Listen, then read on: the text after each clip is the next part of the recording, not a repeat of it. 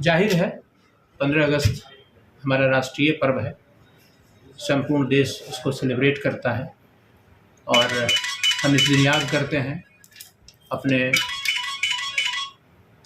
बलिदानियों को। आप जानते हैं कि हमारा देश लंबे समय तक, मतलब सदियों तक गुलाम रहा, कभी मुगलों के हाथ में, कभी अंग्रेज़ों के हाथ में, लेकिन बड़ी मुश्किल से, बहुत शहादत के बाद, त्याग, तपस्या और समर्पण के बाद हमने ये आज़ादी पाई है। तो इसी के स्मृति में हम यह पर्व मनाते हैं और ख़ास करके शिक्षण संस्थानों में इस पर्व का विशेष महत्व है, इसलिए कि किसी भी राष्ट्र की जो उन्नति है वो छात्रों पर निर्भर करती है, यानी नौजवानों पर निर्भर करती है। और हमारे महाविद्यालय में या जो कोई भी शिक्षण संस्थान होता है वहाँ पे नए उम्र के लड़के पढ़ते हैं, तरुणाई वहाँ उपस्थित मिलती है। तो इनको कैसे संवारा जाए, इनको कैसे सहेजा जाए, ताकि कल गए हम एक जो सशक्त राष्ट्र बनाना चाहते हैं, समर्थ राष्ट्र बनाना चाहते हैं, तो कैसे इनकी उसमें नेतृत्वकारी भूमिका हो सकेगी। तो हम खास करके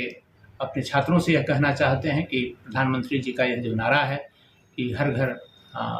तिरंगे की बात जो हमारी चल रही है, या फिर एक वृक्ष माँ के नाम लगाने की बात चल रही है, तो इस तरीके से इन सारी चीज़ों को रूपायित करते हुए हम स्वतंत्रता दिवस मनाएंगे और राष्ट्र को, विकसित राष्ट्र, क्योंकि आप देख रहे हैं कि आज के दौर में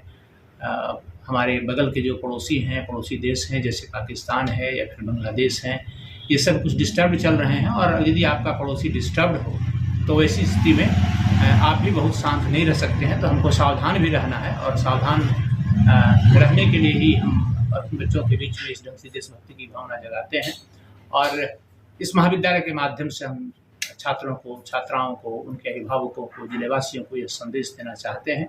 कि राष्ट्रभक्ति का जज्बा ये हमारे भीतर बढ़ता रहे, ताकि भारत आने वाले दिनों में हर तरीके से, वो चाहे शैक्षणिक तरीके की शैक्षणिक उन्नति की बात हो, या फिर सामरिक उन्नति की बात हो, या फिर कृषि संबंधी उन्नति की बात हो, हर तरीके से हमारा देश उन्नतिशील बने। और यही कारण है कि आप देख रहे हैं कि कल तक